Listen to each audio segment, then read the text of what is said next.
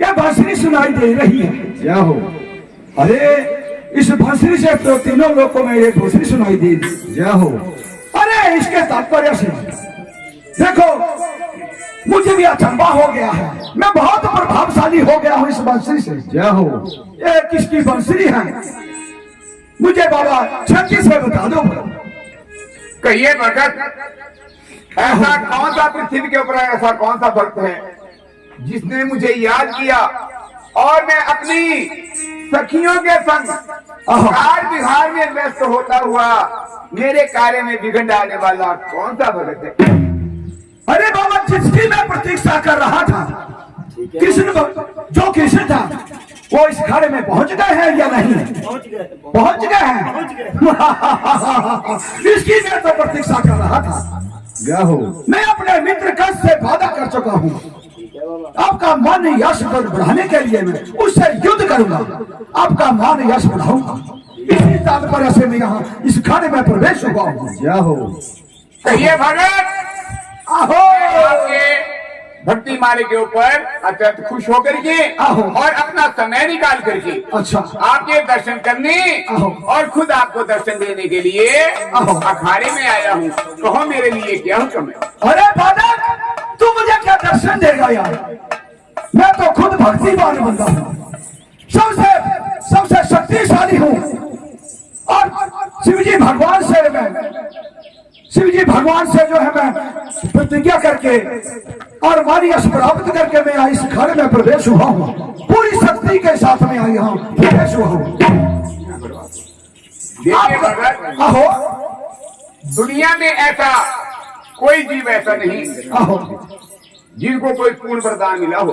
आहो शंकर ने आपको कोई साधना के युक्त करने के पश्चात आपको जो वरदान दिया है, मैं उनकी भी कदर करता हूँ और उस वरदान की भी कदर करता हूँ।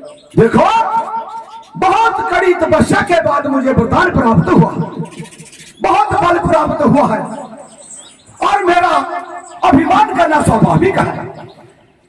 चारों कुंडों से पूरे ब्रह्मांड में कोई भी योद्धा मेरे से युद्ध नहीं कर सकता।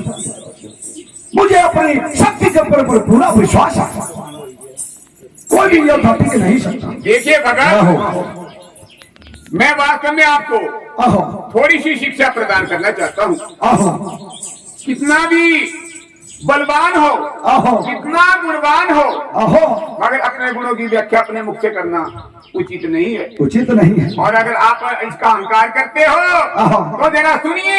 अरे अहंकार किया था राजा रावण ने, अरे उसे भी अपनी सोने की लंका से साफ होना पड़ा था। और अहंकार किया था चांद और सूरज ने, उनको भी एक दिन ग्रहण लग चुका था। अहंकार किया था नरपत हाथी ने, अरे उसे भी एक चिंटी ने जो प्याल में उतार दिया था।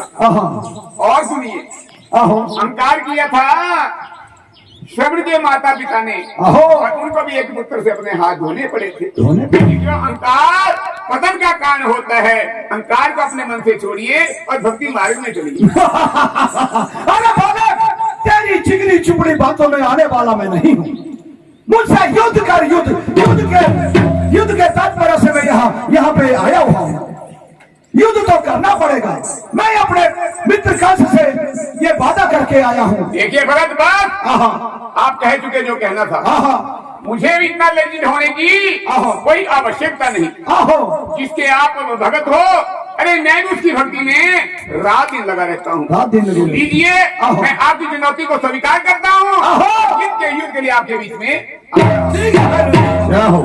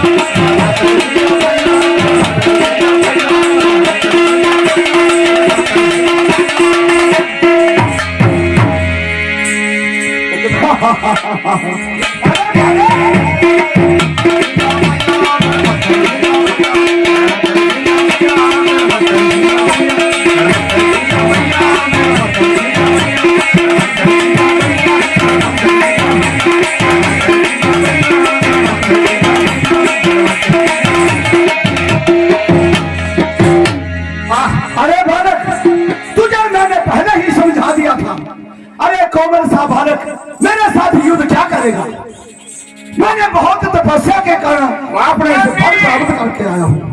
वास्तव में बलवान, आहो, अति बलवान है। मेरे सामने तो टिक नहीं सकता भाई।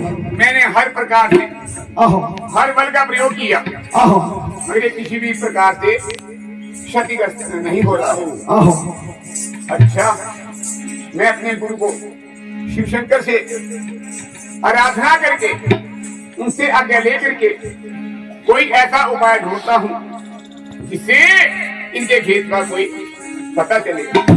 लॉर्ड शंकर, भगवान शंकर, मैं आपके चरणों में नमित आ रहा हूँ।